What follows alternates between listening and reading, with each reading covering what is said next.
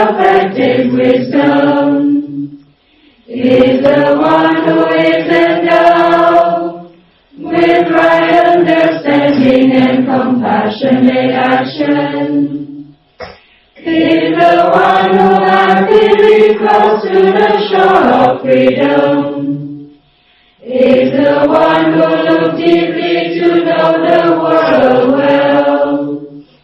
Is the highest charity urging humankind, teaching God and humans, the awakened one, the one.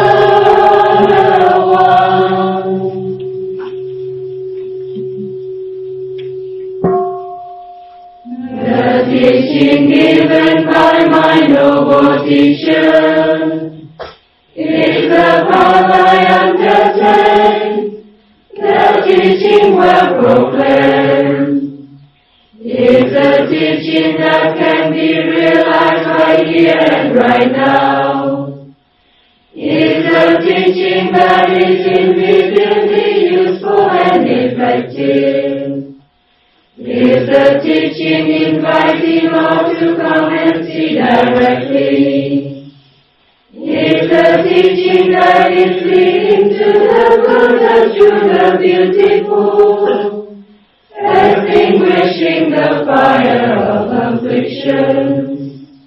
It is a teaching for all sensible people to realize for themselves.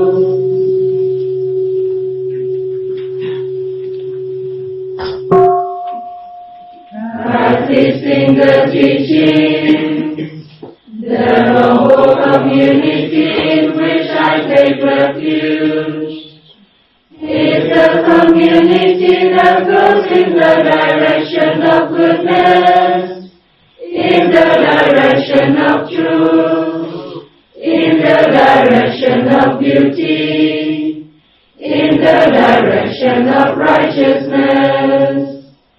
Is the community that is composed of 4 pairs and 8 kinds of holy people. Is the community that is worthy of offering, worthy of great respect, worthy of admiration, worthy of salutation. Is the community standing upon the highest hill of merit in all the world?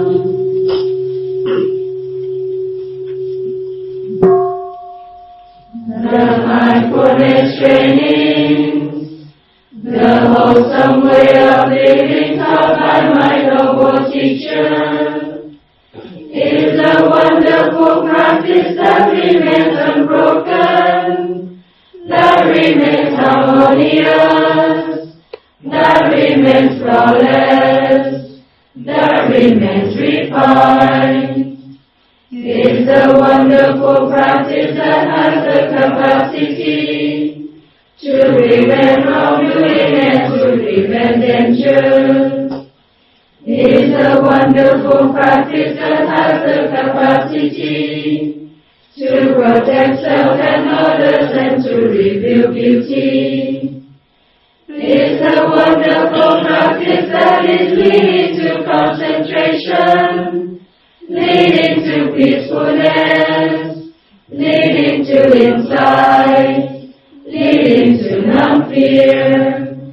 Is a wonderful practice that shows us the way to total emancipation and long-lasting happiness.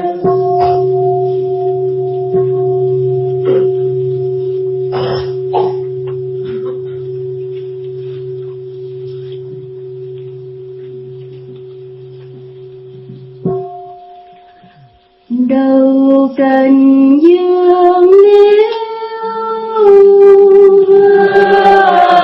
ngam lộ một nhau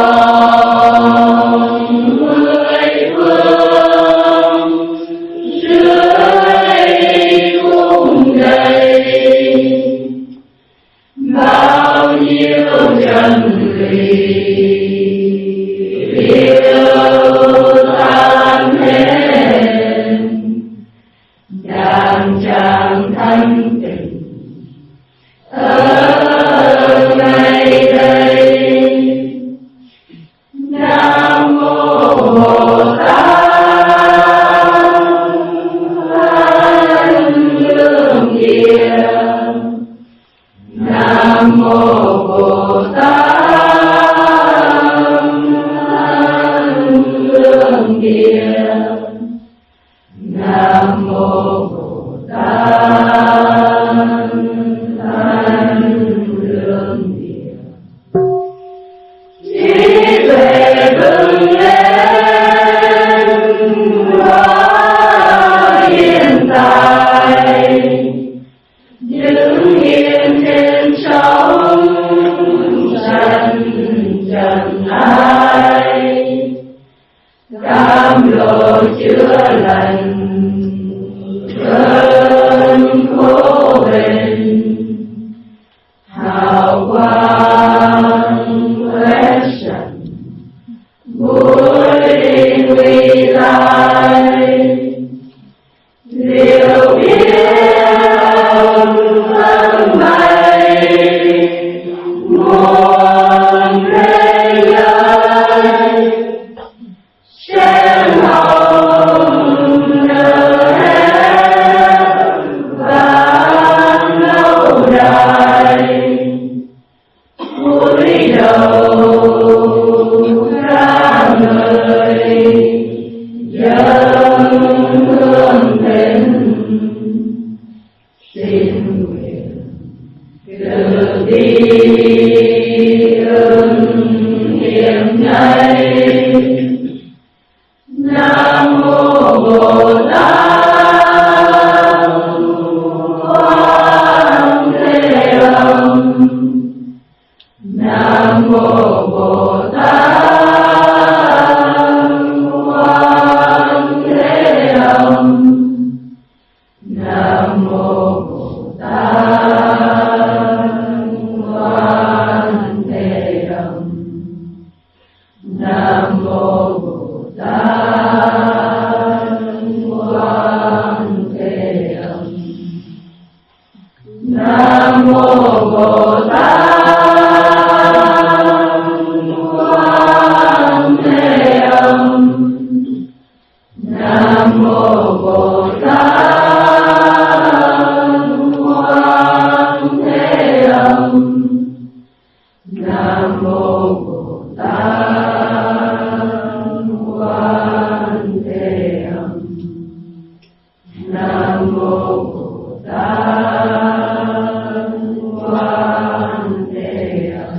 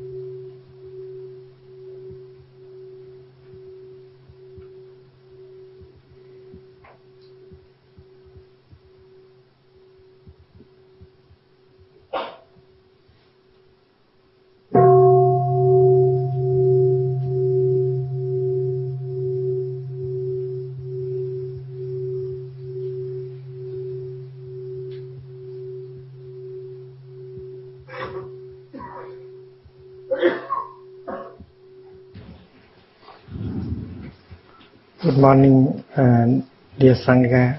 Today is June the 8th, the year 2006, and we are in the Tưởng Loving Kindness Temple of New Hamlet during our 21-day retreat, the breath of the Buddha.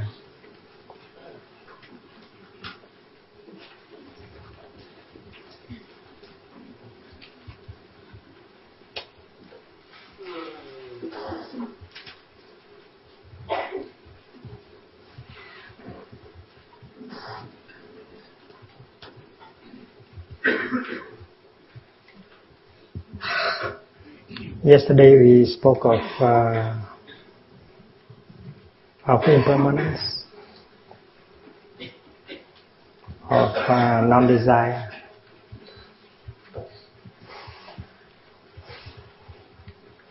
And today we speak of throwing away. Throwing away.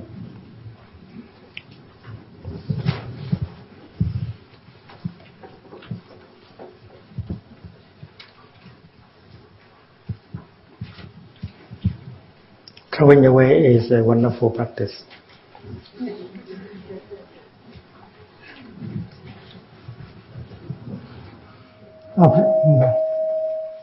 Mind object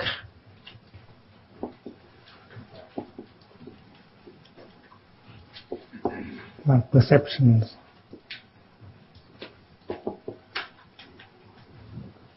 The first exercise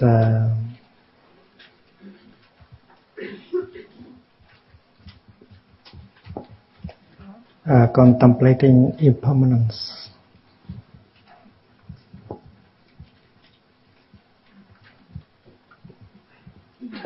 I breathe in. Contemplating impermanence, I breathe out. Quán vô thường.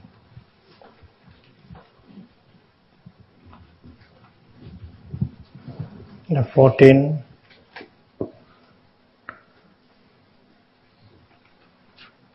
Contemplating throwing away.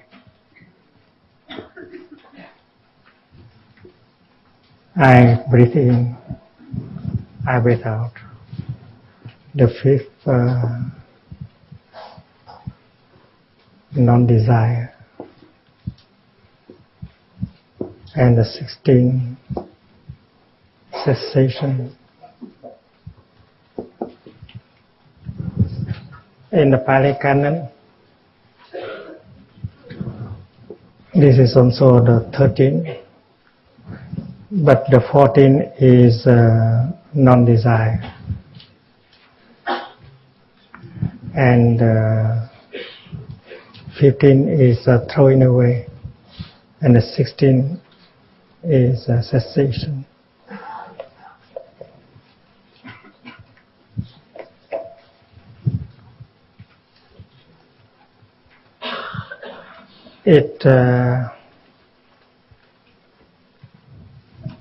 It is interesting to note that in the Chinese version, the practice of throwing away is the one that follows right after impermanence. And the question you might like to ask is to throwing away what? What is to be thrown away? We are in the field of perception. And we have learned that wrong perceptions are the ground of all afflictions. Fear, anger, discrimination, despair. All these kind of afflictions are born from wrong perceptions. So we know, it's easy to know that throwing away here means to throw away wrong perceptions, ideas, notions that are at the base of our suffering. It is the most important practice in Buddhist meditation. You have an idea and you entertain that idea for a long time and you continue to suffer. Suppose a country entertain the idea, an idea about what is the best way to bring the country to make the country into a superpower. And that is a collective idea of the country.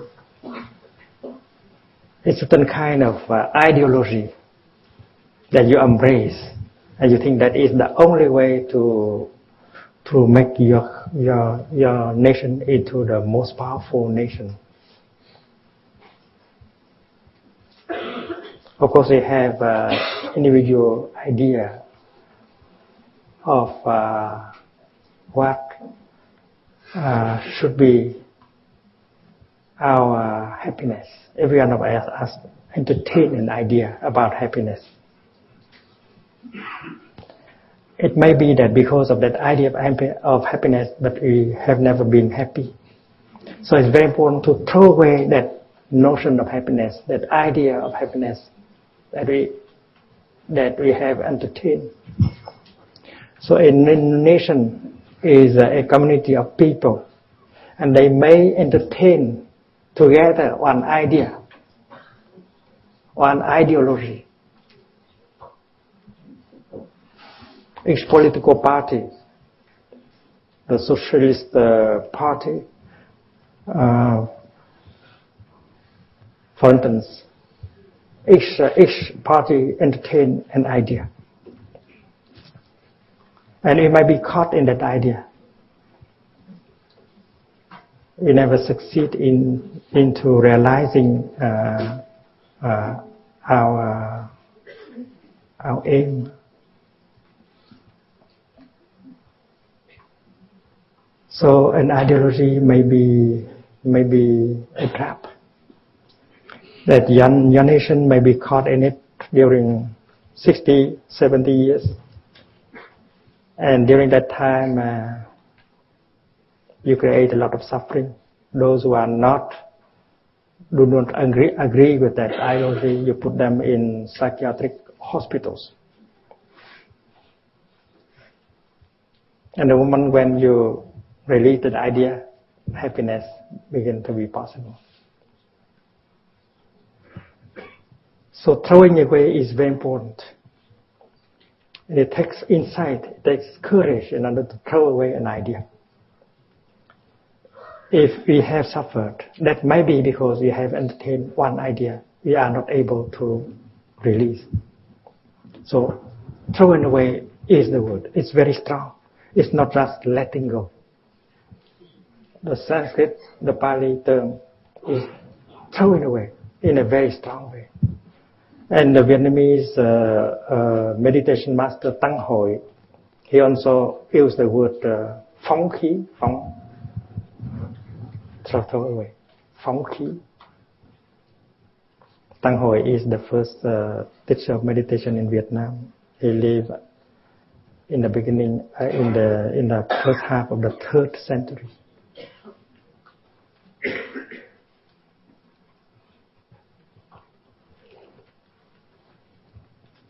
We have a book written on his life and his teaching.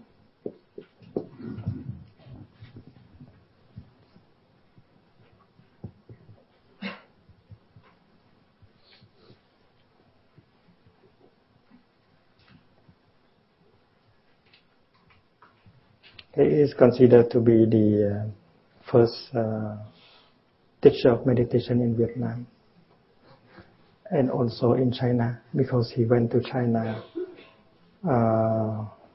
during the first half of the 3rd century, and in China at that time there was no Buddhist monk. It was him who ordained the first Buddhist monks in China.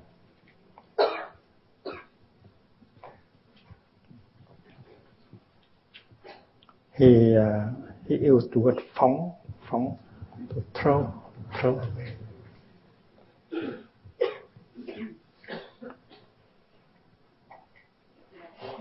You may have studied the Diamond Sutra. The Diamond Sutra advises us to throw away 4 notions. And the first notion is the notion of self.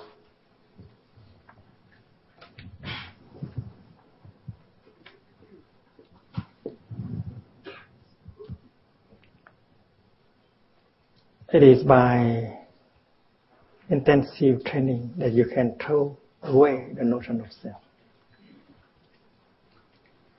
if a couple know how to live in the spirit of non-self, there will be no difficulty, no anger, no discrimination, no despair, because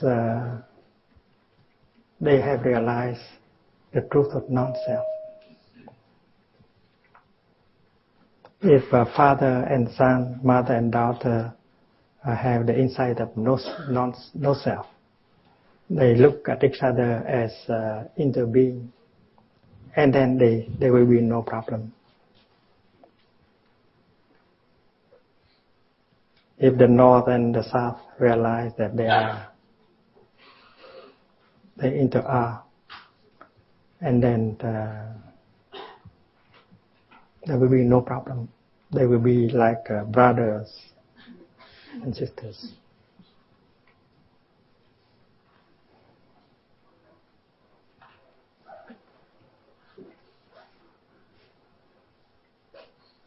There is the idea that I am this body. This body is me. This body is mine, belong to me. I am this body. This body belong to me. And this is a notion that does not correspond to reality. When you pronounce the word I am,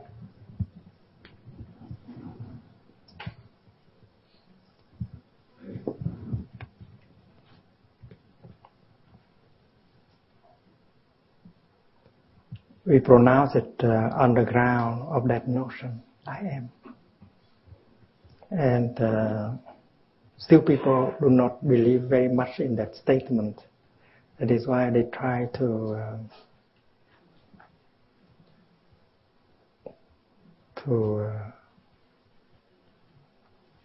justify it with a kind of argument. Like René Descartes, in order to demonstrate that I am is a reality, he said, I think, therefore I am. I am.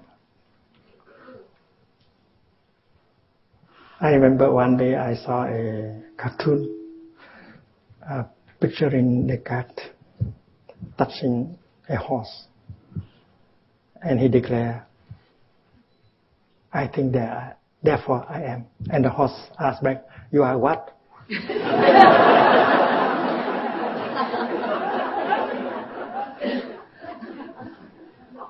That is a good question.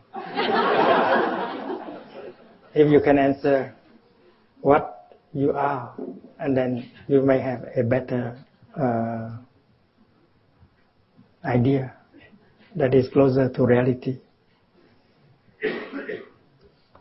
When we look deeply, when the father looked deeply at himself, when the son looked deeply at his father, if they look like that, they see that they inter-are.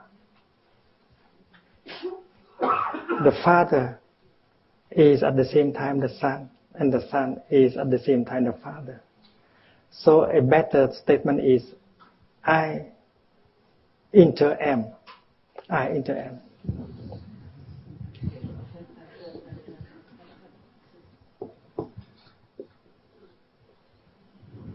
It's closer to the truth in the light of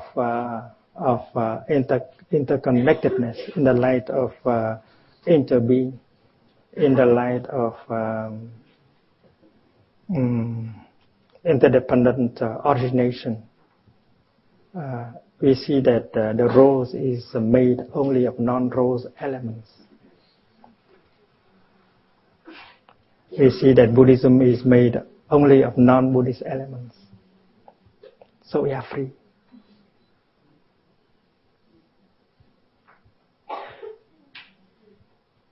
When you are able to see that Buddhism is made of non-Buddhist elements, you have a lot of tolerance you have a lot of openness, and you follow the line of inclusiveness. There is no religious war, there is no discrimination, and you are truly Buddhist because you have that. You are based on that right view, and that right view is there is no self. There is no separate entity called self. So I into am is closer to the truth. And we know that. I am like this because you are like that. And in the scripture, it is written, this is because that is. And this is a statement about interbeing. If you are not there, I cannot be here.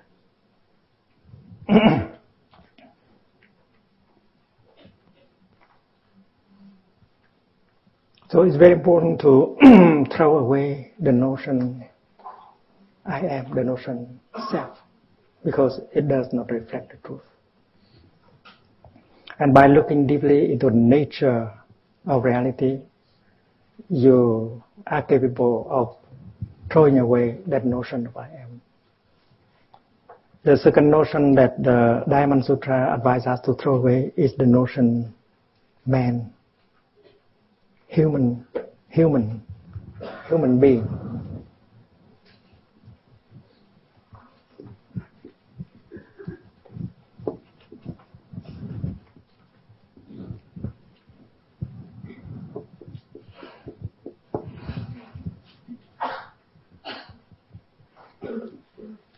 And this is not something too difficult. When we look into the human being, we see human ancestors, we see animal ancestors, we see vegetable ancestors, we see mineral ancestors. And we see that the human is made of the non-human elements. We see that we are at the same time a rock, a river, a cloud, a squirrel, a rose. And if we take away all the non-human elements, the human being is no longer there. And this is the deepest teaching on deep ecology. In order to protect the human being, you have to protect elements that are not human. Because these elements are our ancestors. And if we destroy our ancestors, there's no way that we can be there. That is why discrimination between man and nature, that is a wrong view. You have to see you as nature, one with nature, and you have to respect life in all its form, and that is why harmony, respect of life is possible. So throw away the idea that human is the boss, the man is the boss, man can do anything. To nature. And the key is contemplation on impermanence of no self.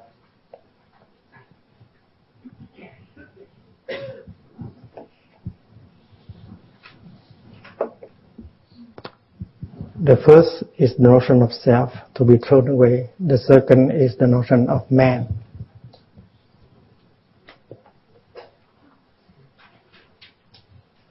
With that kind of liberation, we become less proud, less arrogant as a species. We know that we have to respect other species. We have to protect them in order for us to have a chance.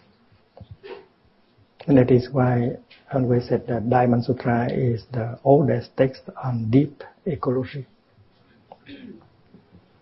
The third notion is the notion of living beings.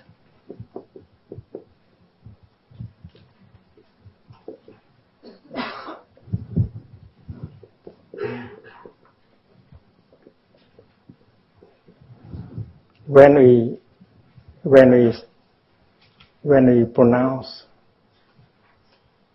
the word living beings, we want to distinguish living beings with non-living beings.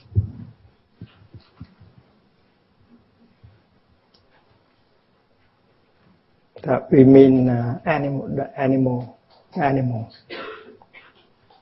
humans and animals. But we know very well that looking deeply into living beings, we see elements that could be called non-living beings. The vegetable, the minerals. And looking deeply, we can see that vegetables and minerals, they are alive also. So there is no real frontier separating human beings and non-human beings.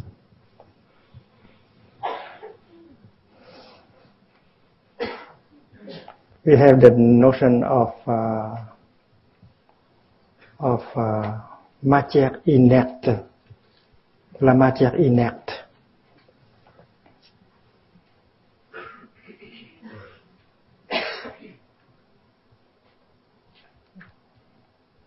But if we look deeply into that notion that matter is something without soul, without life, we see that is not true. First of all, matter is the object of our perception.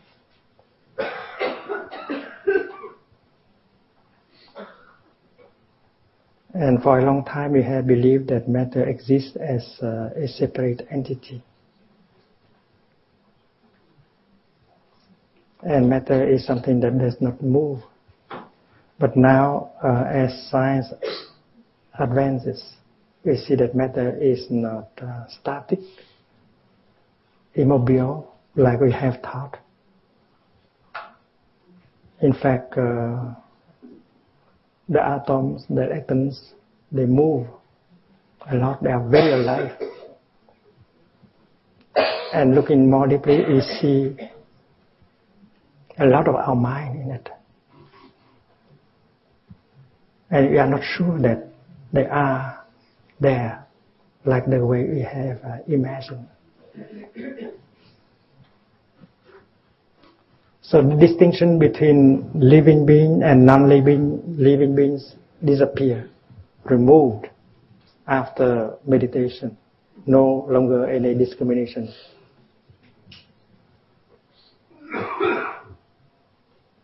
And the fourth notion to be thrown away is the notion of lifespan.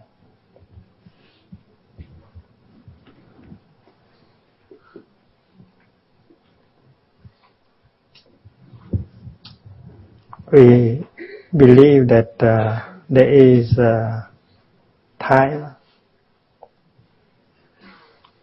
the course of time, and we are born at one point of time. Our birth begins here, and we shall die at another point of time, death. So our life only begins here and ends here, lifespan.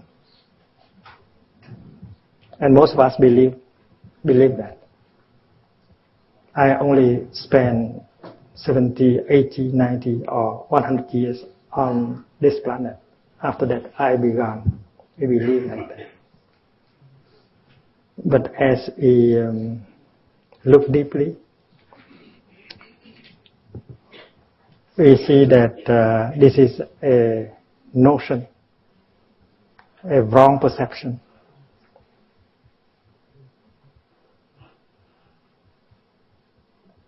Birth is a notion, And death is also a notion. It's not reality. The other day we spoke of the deathlessness of a cloud. A cloud can never die. It can only become rain or snow, etc. In our mind, to die means from something you become nothing. From someone you become no one. And if you look deeply, you don't see anything like that. A cloud can never die. When you burn a piece of paper, that piece of paper is transformed into smoke, heat, ash. The piece of paper cannot be reduced to nothingness. So the idea of annihilation is just an idea. You cannot annihilate anything.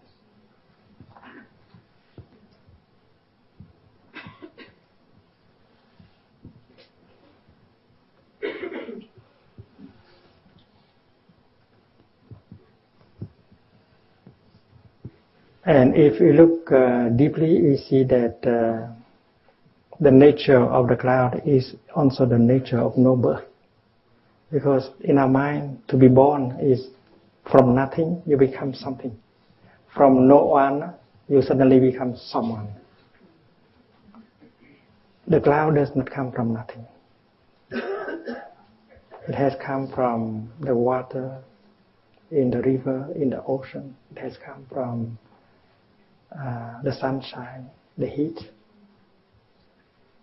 And we know that the birth of a cloud is a poetic image. It is a new manifestation. Before being a cloud, the cloud has been many other things. So to say that from here to here is being, and from here back is non-being, and from here on is non-being. So we believe that from non-being we become being, and from being we become non-being. And that is a notion to be thrown away. Thrown away. Our true nature is nature of no birth and no death. Birth and death are notions that cannot be applied to reality. Because nothing can be born from nothing, and nothing can become nothing at all. And this meditation, this practice of looking deeply, will bring about insight that will dissipate our fear, our despair. So that is the four notions, four basic notions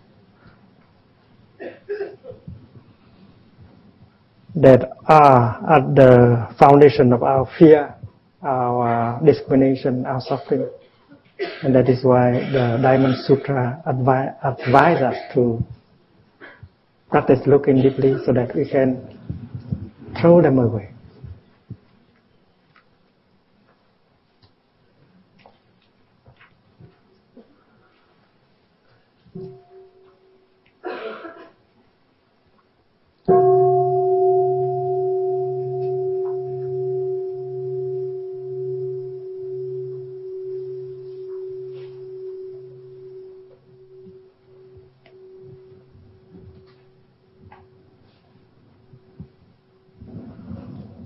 So the first notion to be thrown away is the notion of self. Sat Kaya Dristi. Thân kiến.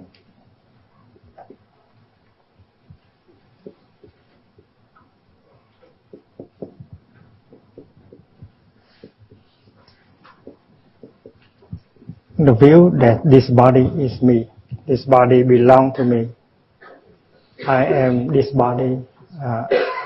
body is me.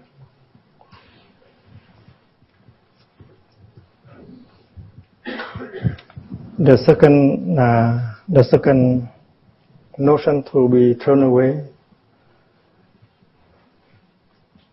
is the pairs of extremes called biên kiến.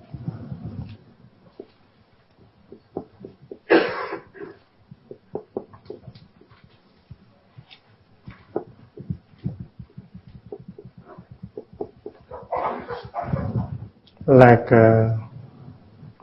birth and death,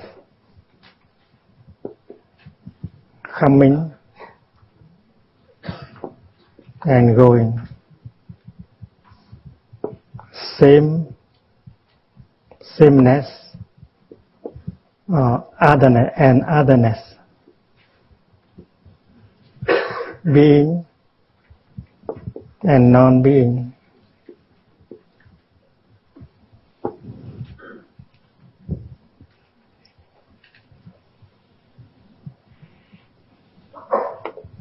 Eternity, eternalism, and annihilation.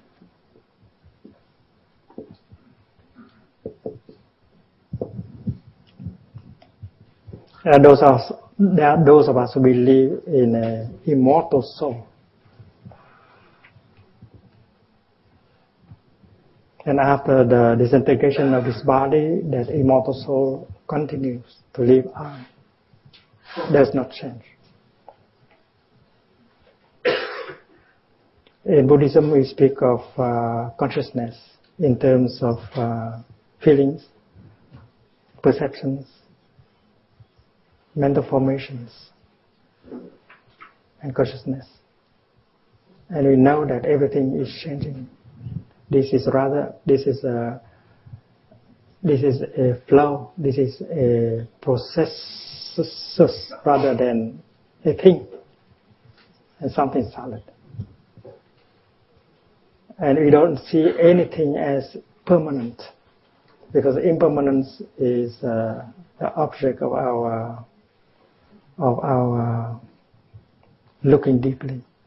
Nothing is impermanent. So the notion that there is an immortal soul that remains itself forever and ever is a wrong view called eternalism, thường kiến.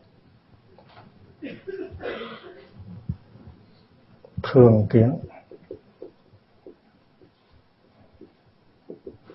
The view of eternalism. And the opposite view, the other extreme, is đoạn kiến, annihilation. Something may disappear forever.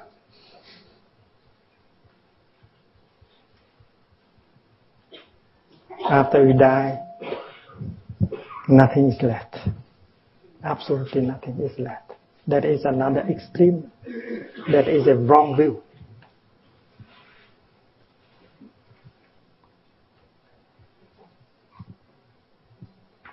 And we should not be caught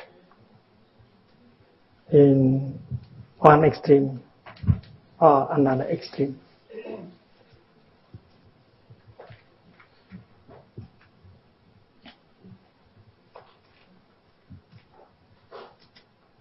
When Lavoisier looked deeply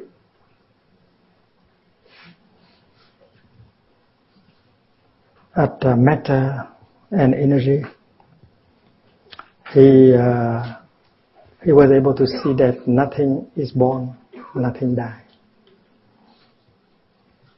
Rien ne se crée, rien ne se perd.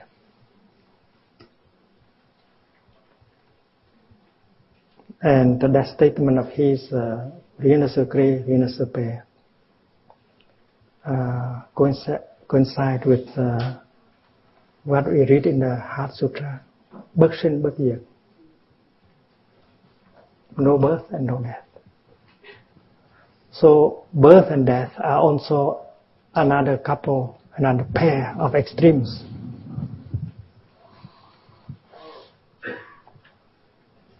And looking deeply, we will be able to throw away the notion of birth and death. We have used the image of a cloud in order to practice looking deeply. Anything like a rose, a squirrel, a river,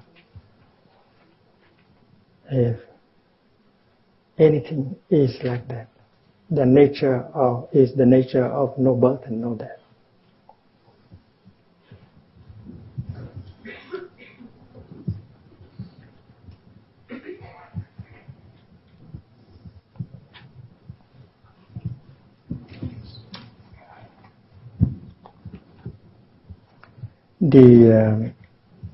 The demonstration of coming and going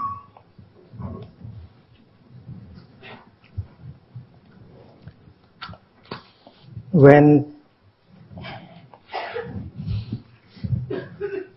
we invite the flame to manifest,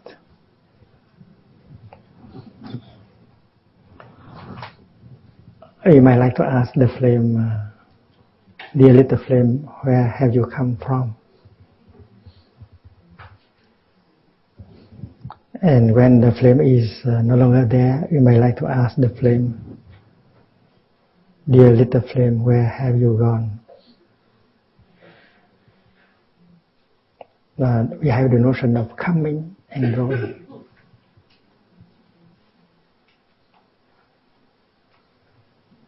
To meditate means to listen deeply to the flame.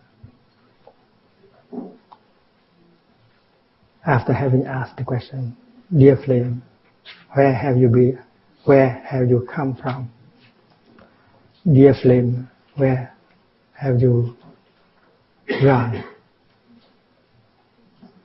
And looking deeply, practicing meditation, you will hear the voice of the flame telling you, dear Thầy, dear Sangha, I have come from nowhere. I have not come from the south, from the north, from the east, from the west. When conditions come together, I manifest. This is not birth, this is a manifestation.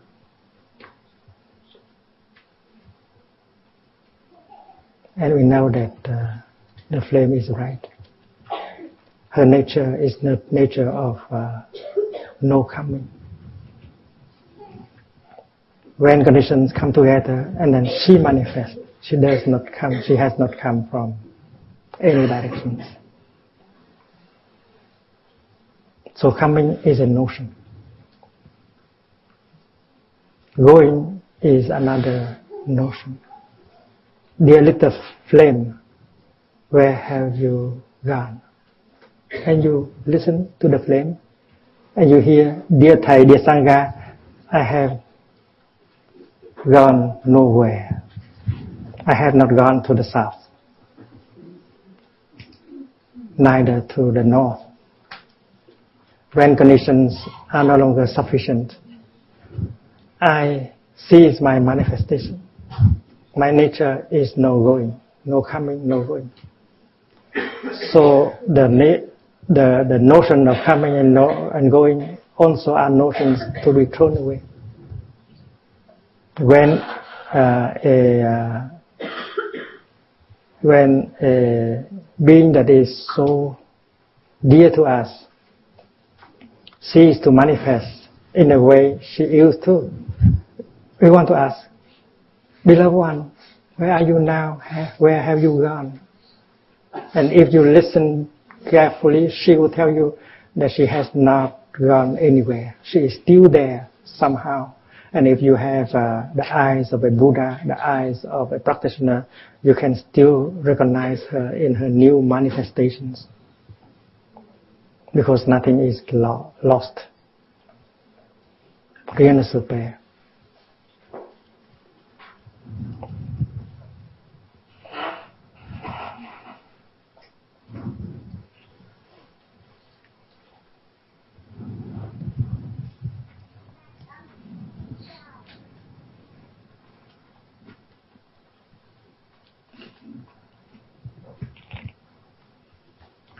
when you open the album, family album, you might see yourself, the image of yourself when you were 5 years old. Now you are 30 or 40. And you might like to ask, am I the same with that little girl? Am I the same person with that little boy?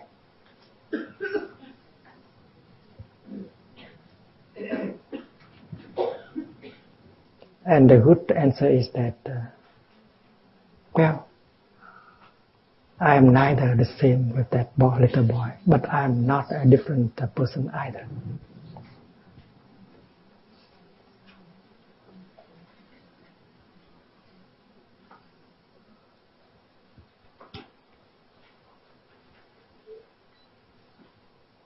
Several years ago in a retreat in northern Germany, we married a couple. And the next morning, the couple was asked to come up to report on us on the teaching of no coming, no going, neither the same nor a different one.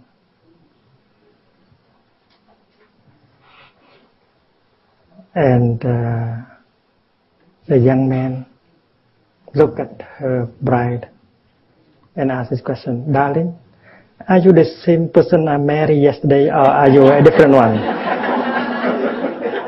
Because things are impermanent, you know. Nothing can remain the same in 2 consecutive days. So when you love, you worry a little bit. You worry that the other person might no longer love you. So you want to be assured all the time that she still loves you.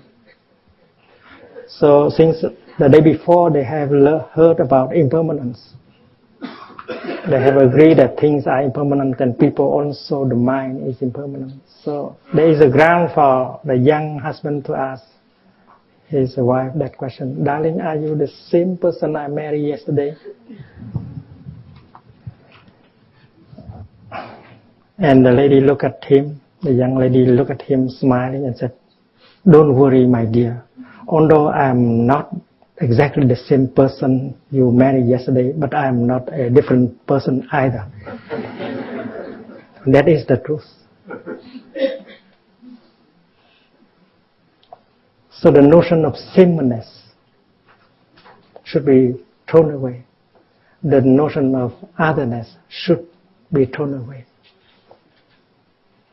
Because if we have succeeded in the contemplation of impermanence, we cannot entertain the notion of eternity, eternalism. And that is why we can stay on the middle path. On the middle path means you are free from extremes, from notions, from pair of opposites. Pair of opposites.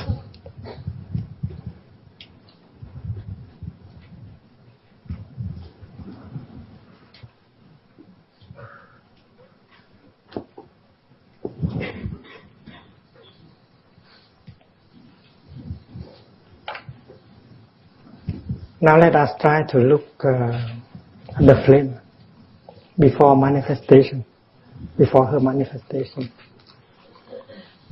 You can talk to the flame. "Dear little flame, I know you are somewhere there. You are hidden somewhere.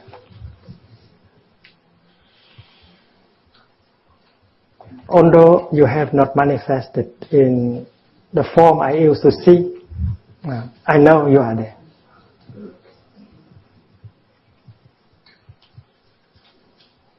I cannot qualify you as non-being. I know you are somewhere there. You are in the conditions that help you to manifest. You are within the box, but I know you are outside of the box. outside of the box there is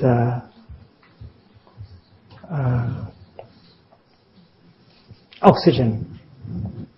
And I know very well that without oxygen, a flame cannot express itself, cannot manifest itself. We need oxygen. And I have the impression that all the conditions are sufficient for the flame to manifest, except a movement of my fingers. So, dear little flame, I am going to supply you with the last conditions so that you can manifest. And then the flame manifests itself.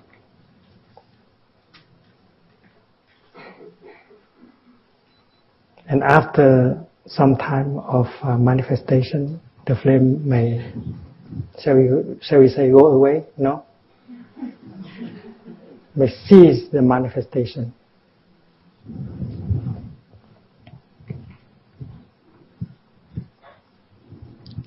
And looking deeply like that, you see that before the manifestation of the flame, you cannot qualify the flame as non-being. And after the manifestation, after ending, after the end of the manifestation, you cannot qualify the flame as non-being either.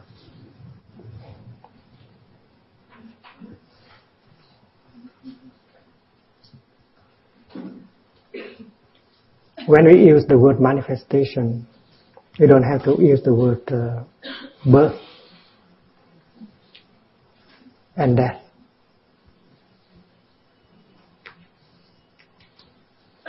In the New Hamlet, you see a calligraphy with the line, "Darling, you are not a creation. You are a manifestation. You are a wonderful manifestation."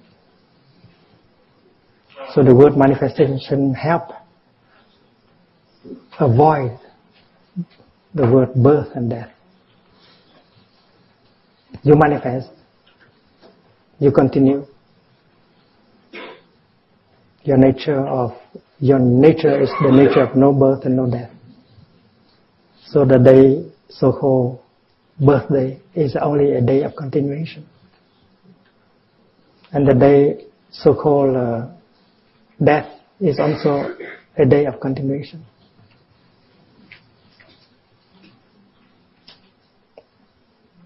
So on your so-called birthday, instead of singing happy birthday, you can sing happy continuation day. Happy continuation day.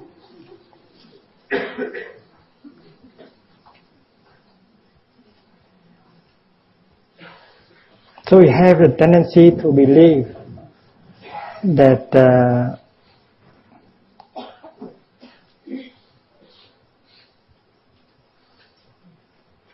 during the time we are alive, we are.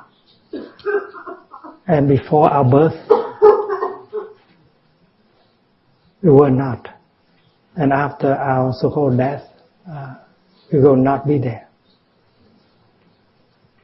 So during the time when the flame manifests, we have the tendency to qualify the flame as being. And after the manifestation, we have the tendency to qualify it as non-being. And these are wrong notions. The reality transcends the notion of being and non-being. And you know, to be or not to be, that is not the question.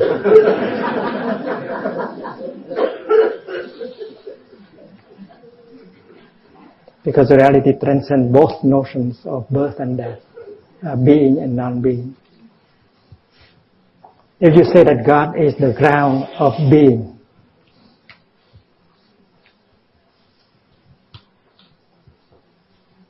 you minimize God.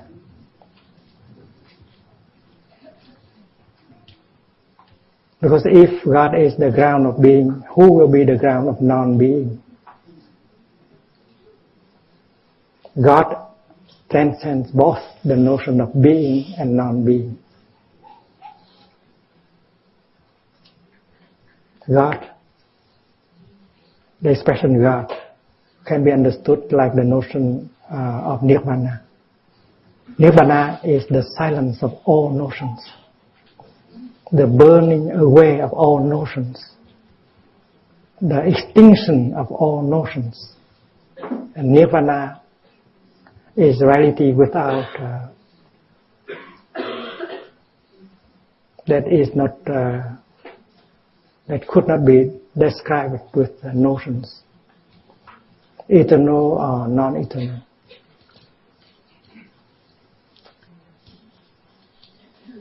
And the Buddha was skillful enough to offer his teaching in such a way that can help his friends to not be caught in notions, including the notion of nirvana, notion of impermanence,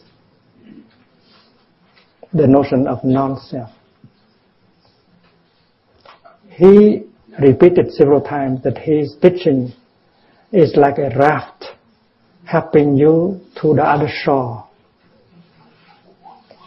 It is not the shore. If you are caught by the draft, you will carry it on your head and circle around. You will have never a chance to cross to the other shore. And also the image of the finger pointing to the moon. The finger is not the moon.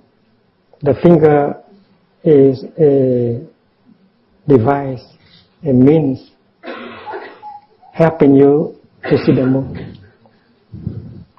When someone uses a finger to point to the moon and say, dear one, this is the moon. And if you cut the finger and you took it into the moon, you are not very intelligent. So the Buddha repeated several times that his teaching is just skillful means in order to help. So it is not proper, it's not helpful for you, for us, for me to cling to his teaching as the absolute truth. The notion of impermanence is to help us to overcome the notion of permanence.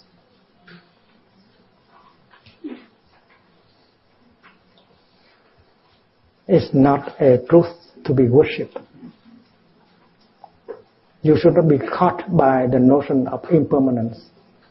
Impermanence is offered as a key to unlock reality. And if you treasure the key, you don't know how to open the door, the key is useless. Non-self is also. Non-self is a notion that can help you to overcome the notion of self. But if you are caught in the notion of non-self, you are lost. You have not received anything from the Buddha.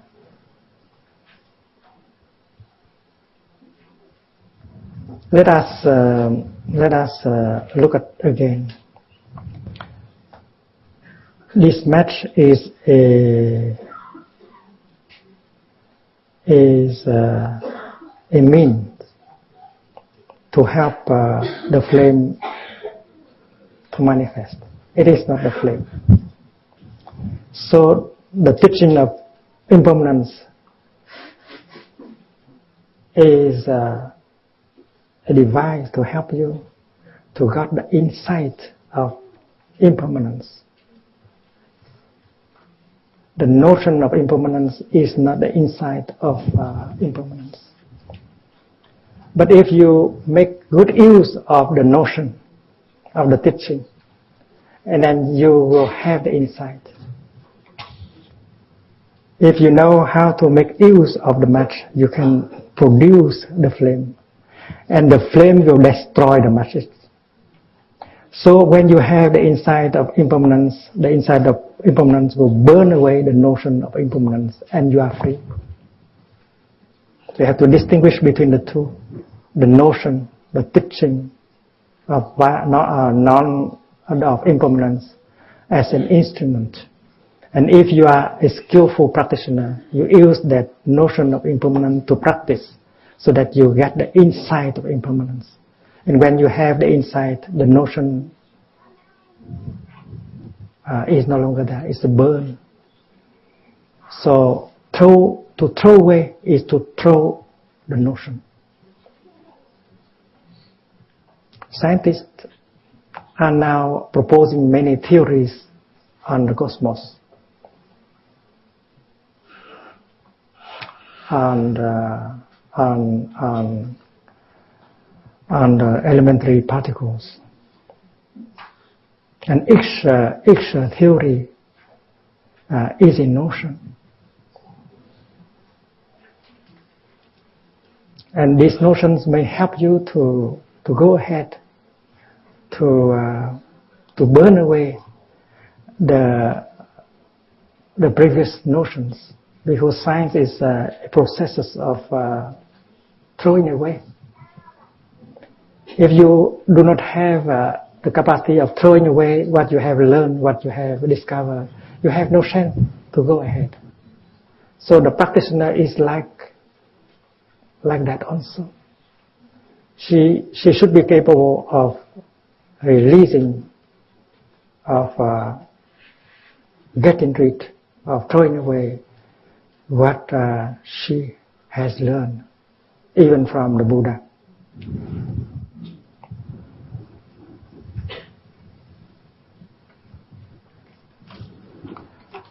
The fourth notion to be thrown away is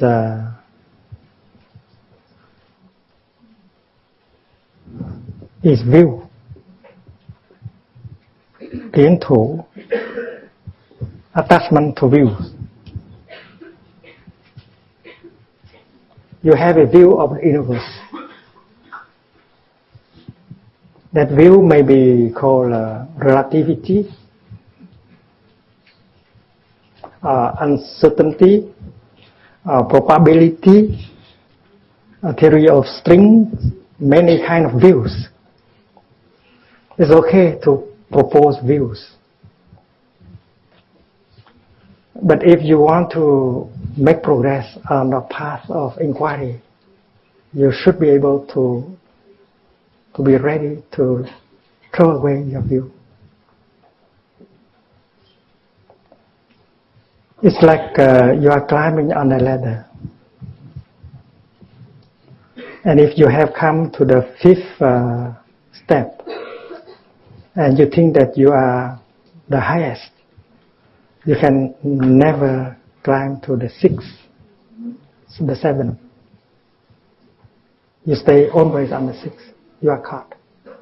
So in order to come to the seventh, you have to release the sixth. And that is process of learning proposed by the Buddha. So Buddhism is free from dogmatism. If you worship something as a dogma, as absolute truth, you are not a good practitioner. You are totally free, even from the teaching of the Buddha. Because the teachings of Buddha are offered as instruments and not absolute truth. And if you are a member of the order of interbeing, you know how important the first, the second, the third mindfulness training are. You have to practice non-attachment from views.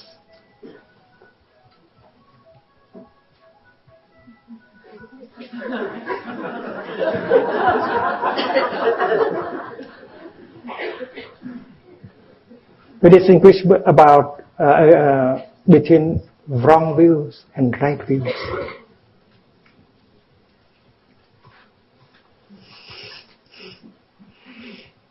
We say that permanence is a wrong view, and we use the right view of impermanence to overcome the view of permanence. But if you are caught by the view of impermanence, you have not gone very far. You have to be free from the view of impermanence.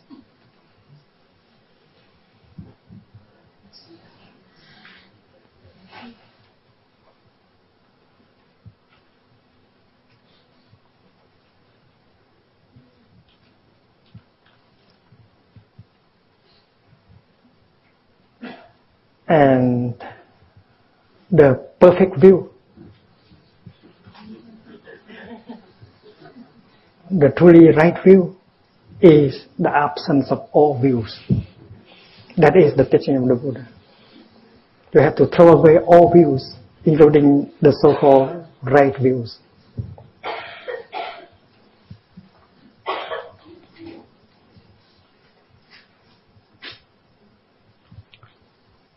Reality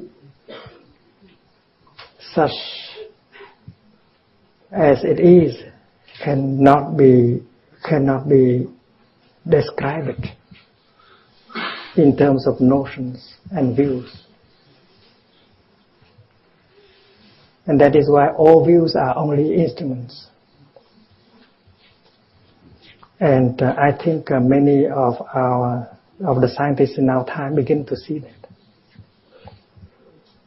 All the views they have of the universe are creation of their mind rather than objective reality. If they want to see the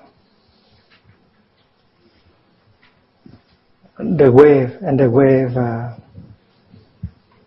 appears as a wave, if they want to see reality as a wave, and reality will express itself as a wave to the scientist. As the scientists want to see the particle, and the reality will appear as a particle to him. The fact is that reality is neither a wave nor a particle. Our mind describes it as a wave or a particle.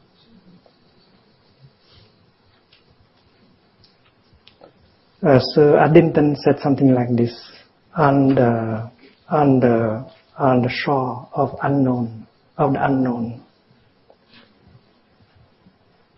on our path of discovery, we come to the shore of the unknown, and we see a footprint of someone. We are very surprised. We come very close to inquire. And suddenly we realize that it is our own footprints on the shore of the unknown. When you look at reality in itself, when you look at the cosmos, when you look at the elementary particle, the photon, the meson, you see yourself. It's not something unknown. It's you. You are looking at yourself. The collective, the one mind reality. And science today very, very close to that, to that perception.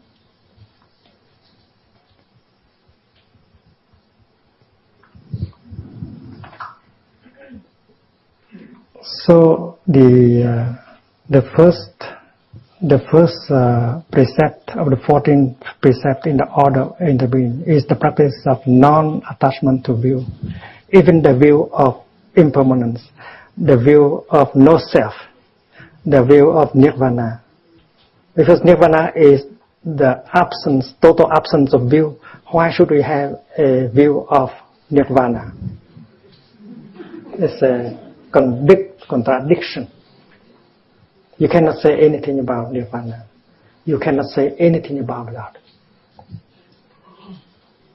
You cannot describe God as being against non-being. And yet that is the reality you live every moment.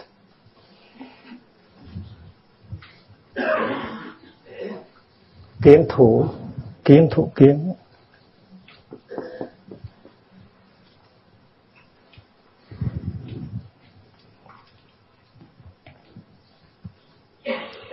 There is a very interesting story the Buddha told about looking for the truth in the Sutra of 100 Parables. A merchant was away from home in his business, and during that time pirates came to his village and burned the house and kidnapped the little boy. So when he came back to his village, the little boy was no longer there. His house was completely burned. And he saw a charred body of a child lying close to that. And in his state of mind, he could not see that this the dead body of another child. So he believed it to be the dead body of his child. So he threw himself into the ground, and he beat his chest. He pulled his hair. He regretted that having left the little boy alone at home. After that, he organized a ceremony of cremation, and because he loved the little boy so much, he was attached so much to his little boy. That is why he kept the ash in a very beautiful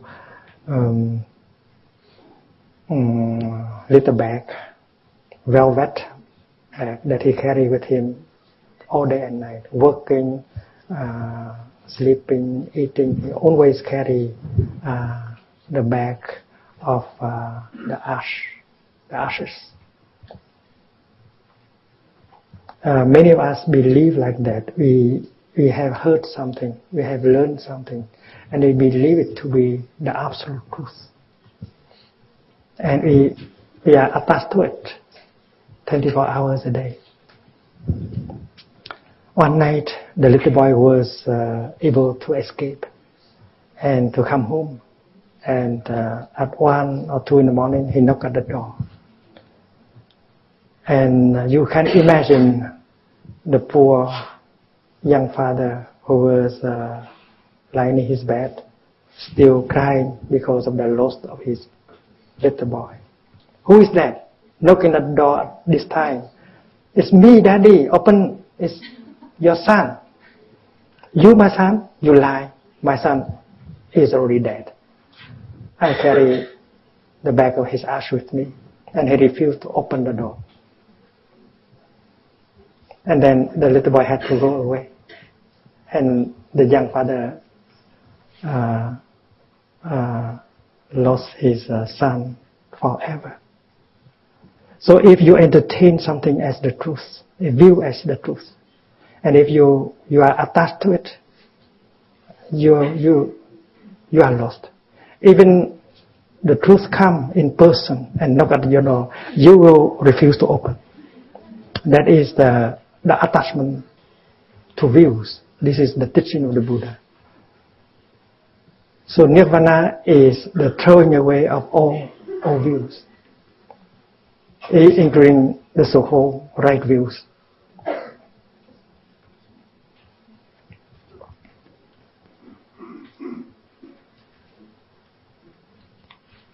In the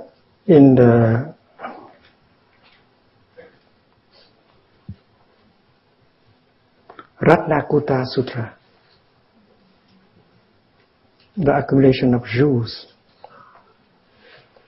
scripture, the Buddha said, well, if you are attached to the notion of existence, and then the notion of emptiness may help you, may help to rescue you. But if you are caught by the notion of emptiness, no one can rescue you anymore.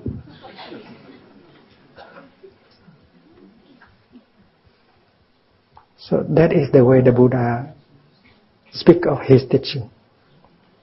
My teaching is only a raft helping you to the other shore. It's not the shore.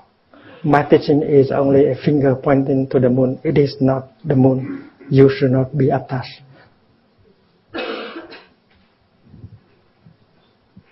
You have to deal with the Dharma like that. You should be free from the Dharma. Not to say from the non-Dharma.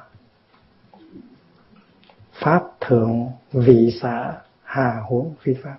Even the Dharma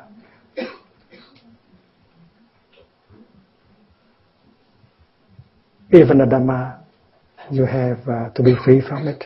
Not to say the non-Dharma, the anti-Dharma. You should be free from the anti-Dharma, but you should also be free from the Dharma.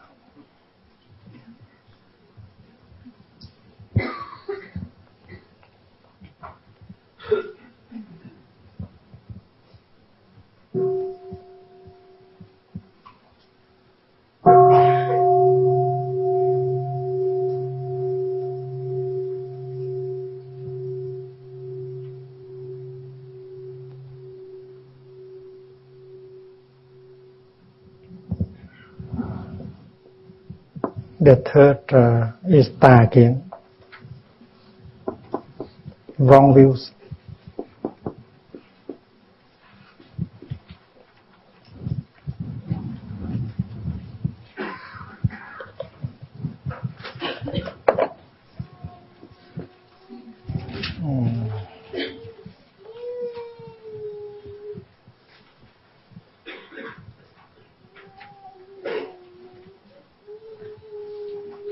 When things are impermanent, you believe that they are permanent. It's a wrong view. When there is no separate self, you believe to have a separate self. When everything needs causes in order to manifest, you say that you don't need cause. And these kind of views are called wrong views. And the fifth wrong view is attachment to rituals. Giới cấm thủ, attachment to rule and rituals.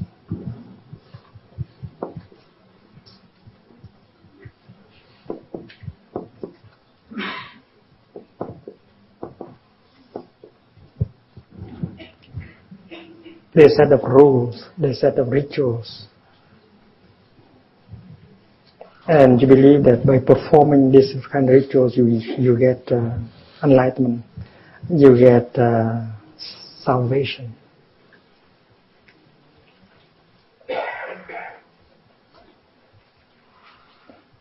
You should not be caught in these rules, in these rituals.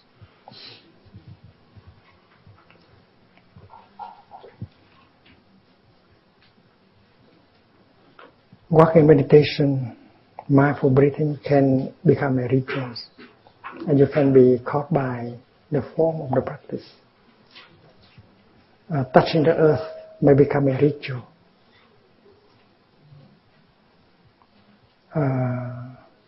Practicing the mindfulness trainings may become a ritual if you are not flexible enough, if you are not alive enough. If you ignore the content, if you are caught in the practice of the form.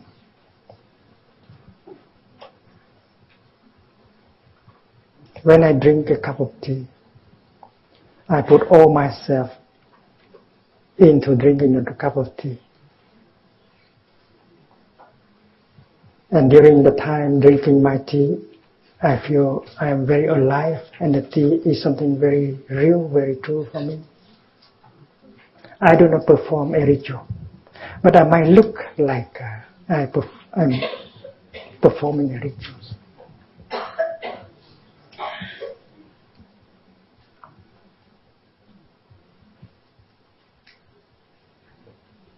So in many spiritual traditions, people are caught in rituals, and they think that there are two means of liberation.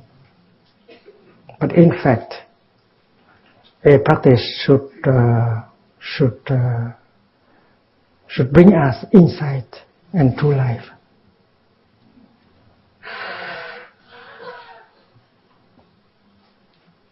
Like in the sacrament of the Eucharist,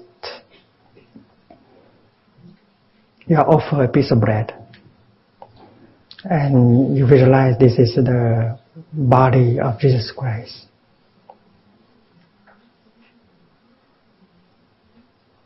And this is kind of practice that can bring about true life and true communion. In the Buddhist tradition, when you look at your piece of bread, your bowl of rice, you can look deeply in order to see that this piece of bread is the body of the cosmos. The whole cosmos have come together in order to bring about this piece of bread. And the piece of bread is like an ambassador from the cosmos to come to you, to support you, to nourish you. And if you can hold the piece of bread and look like that, you are truly alive. You are in touch. You are in communion.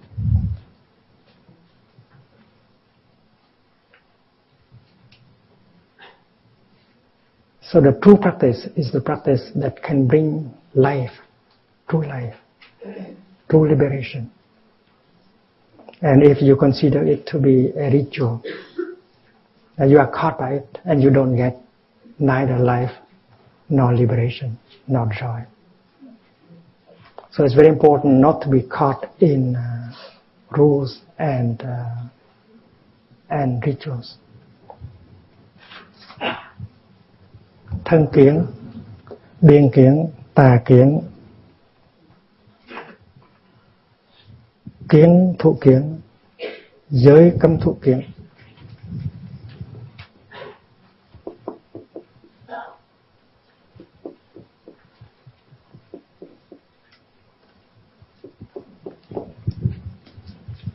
The practice of throwing away your notion, your views is so important. And emancipation, liberation would not be possible without this practice of throwing away. If we suffer a lot, it's because we still entertain a number of ideas.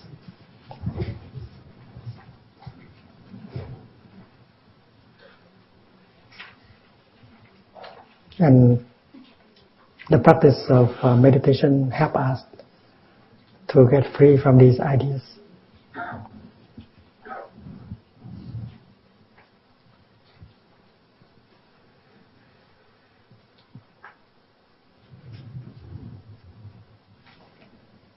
And how to apply this teaching. You might like to write a letter to the young man who is about to commit suicide in your country or in Iraq.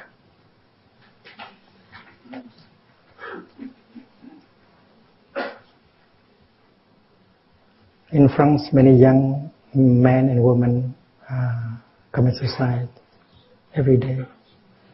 In the United Kingdom, also, in America, also, in every country.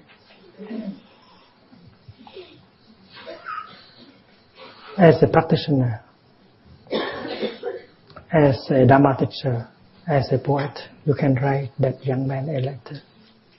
The way Kafka wrote to a young poet, letter to a young poet. You can write a letter to the young terrorist, because he entertained ideas that make him suffer and make others suffer.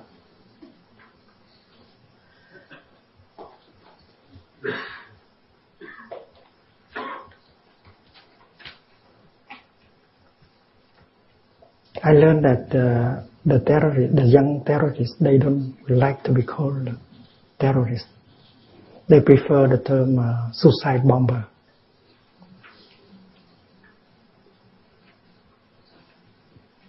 You can, as a British citizen, you can write him a letter.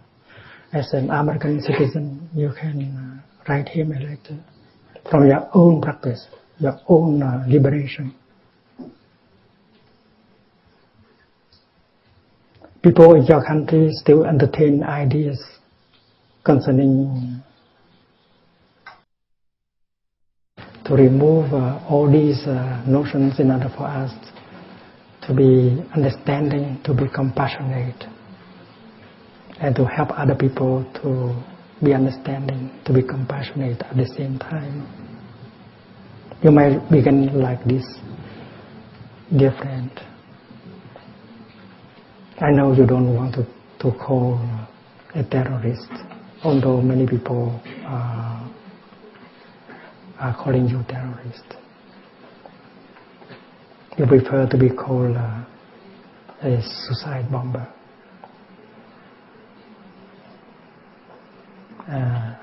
You may be thinking that you are acting in the name of justice, in the name of God, Allah, and you think that you are doing the right thing.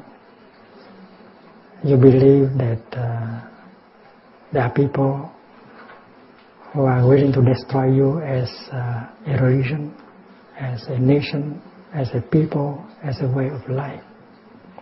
And that is why you believe that your act of the act you are going to take is an act in the good direction. You punish the evil people. You punish the enemies of Allah, of God. And you believe you are certain that as a reward, you'll be welcomed right away to the kingdom of God, paradise, right after act. You know that in my country there are people who believe like that too. They believe they have to go to your country and find people, young people like you, to kill. To kill like that is for the sake of safety, of peace. To kill like that is to do service to God. And we all are caught in our wrong views. I have practiced. In the past I have entertained wrong views like that. But because I have practiced, that is why I have been able to get rid of these wrong views. And I'm able to understand myself better. I feel that I understand you and the people in my country, including the ones who commit suicide every day.